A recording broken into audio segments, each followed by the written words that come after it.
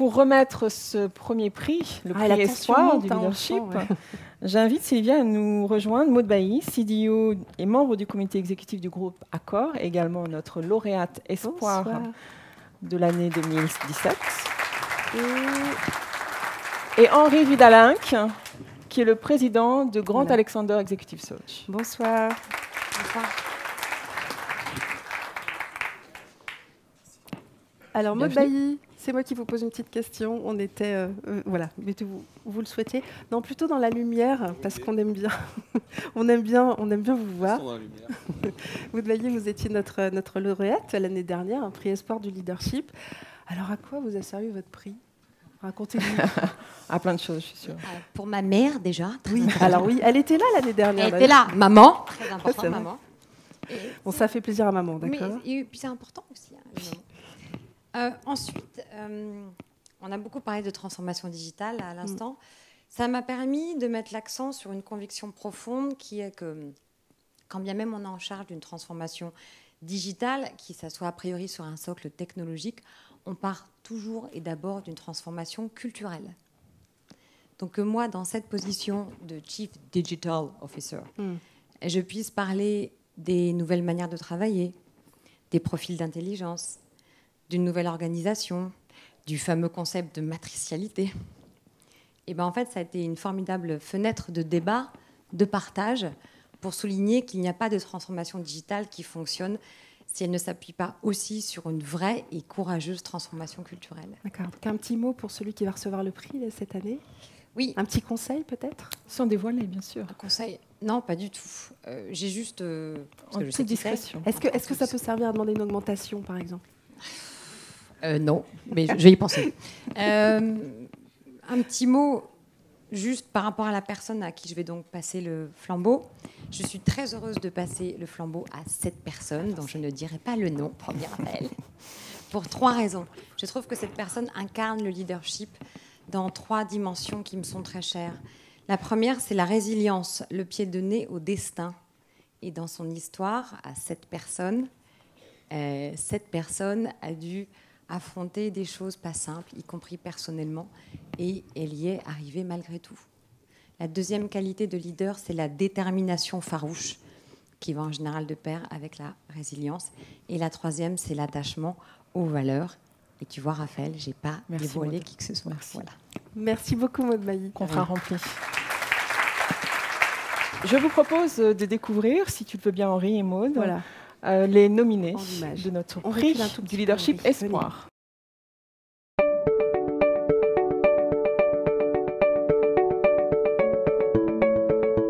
Prix de l'espoir du leadership.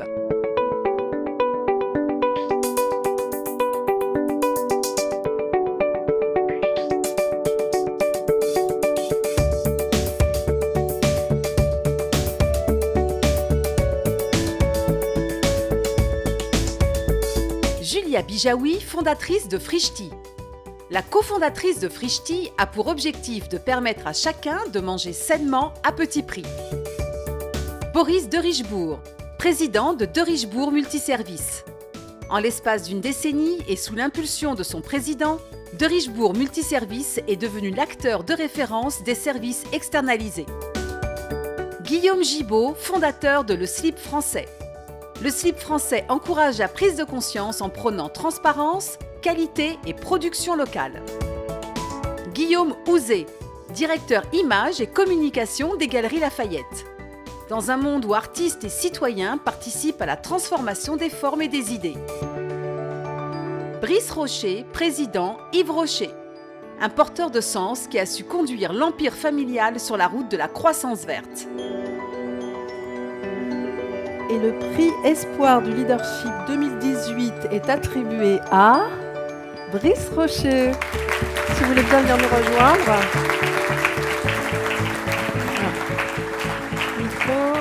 Un micro. Pardon, bonsoir. Bonsoir. Président. Vous êtes président du groupe Rocher. On sait, je ne sais plus ce qui a été dit à l'oral. Voilà. Maud, voilà. Donc vous connaissez. Si vous voulez bien lui remettre son prix. Et puis, je crois que Maud, vous avez une question à lui poser. Bonsoir, Monsieur Rocher. Vous voulez lui poser une question, il me semble. Brice, tu dois aller dans la lumière, oui, Brice. Dans la lumière. Il y a une belle croix là pour vous. Voilà, allez-y aussi. On y va tous. Voilà. Brice, j'ai une question pour toi. Oui. Brice. C'est bien ce qui m'inquiète. Eh oui, c'est moche. Quel est ton style de leadership et comment est-ce que tu en décrirais en quelques mots les principales caractéristiques, toi qui es tellement à part? Ouais. C'est un cadeau, c'est une question cadeau. Surtout, vous avez 2 cadeaux ce soir, le prix et la question. Bon, je dirais, je commencerai par informel. Je cherche pas trop à être trop formel, on va dire. Après, en style de leadership, on va dire que j'essaye d'être à l'écoute. Alors bon, c'est un combat de tous les jours quand même, mais je pense que c'est important d'être à l'écoute du monde extérieur, de ses collaborateurs. J'aime bien favoriser le dépassement de soi, parce que c'est un peu comme ça que je suis, sortir de sa zone de confort, ça me plaît. Voilà, il y a plusieurs... je pourrais en dire beaucoup plus, quoi, mais je m'arrêterai là pour l'instant. Puis tout ce que tu as dit, ok, je le prends, merci. De rien, Henri, je crois que vous vouliez poser une question également à Brice Rocher. Ouais. Vous savez, ce soir, on parle d'intelligence multiple. Quelles sont vos forces? Quel type d'intelligence sont plus fortes chez vous? Et quelles intelligences avez-vous cherché à développer pour servir vos stratégies, pour guider vos équipes? Alors, bon, bah, c'est probablement lié à mon parcours, je dirais. Je n'ai pas fait d'études, vu que j'ai perdu mon père jeune. Maud a teasé le sujet tout à l'heure. Du coup, je me suis accroché à 2 choses. La première, c'est probablement le bon sens. Et c'est assez utile aujourd'hui. Et puis pour compenser aussi ça, probablement, ce que les anglo-saxons appellent être un avid learner, je me nourris beaucoup, justement, probablement pour compenser ce déficit, mais que je considère plus comme, en réalité, une force ou une opportunité qui m'a permis de grandir par moi-même. Donc je le prends plus comme une chance. J'aime plutôt regarder le verre à moitié plein qu'à moitié vide.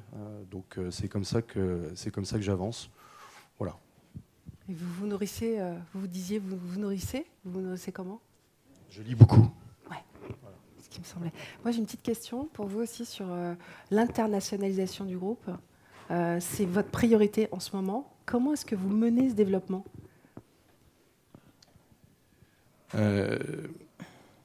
Avec audace, parce que forcément, c'est prendre des risques. Mais en même temps, par rapport à ce que je disais tout à l'heure, sortir de la zone de confort, se dépasser, ça va bien avec ça. C'est aussi, je trouve, du coup une force, parce que je parlais d'ouverture tout à l'heure, et ça permet justement de faire preuve d'autant plus d'ouverture, c'est une richesse. Maud parlait de culture, les cultures sont différentes d'un pays à l'autre, et je trouve que c'est assez intéressant d'aller frotter des esprits différents de ce point de vue-là, des intelligences différentes, etc. Et voilà quoi. Donc je dirais que oui, faire preuve de courage, de persévérance et d'ouverture, c'est probablement votre marque, ce qui nous dirige au sein du groupe aujourd'hui, quoi, tout simplement. Alors Brice Rocher, une dernière question. Donc la marque Yves Rocher et puis toutes les marques du groupe Rocher s'illustrent dans une démarche de développement responsable. Alors quelles actions sont menées? Il y en a plein. Quelles belles actions? Il y a beaucoup d'actions, mais c'est vrai que le succès de la marque Yves Rocher repose sur la nature, la planète. Et donc, la marque Yves Rocher a une mission qui est de rendre à la nature ce qu'elle nous offre chaque jour. Je considère qu'une mission, c'est chercher à être utile aux yeux du public. Et donc oui, la marque Yves Rocher est engagée de ce point de vue-là. L'une des actions les plus emblématiques, et je ne citerai que celle-là parce que la liste pourrait être longue, c'est sous l'impulsion de mon oncle Jacques, c'est de planter des arbres. On s'est engagé à planter 100 millions d'arbres, on a dépassé les 80 millions.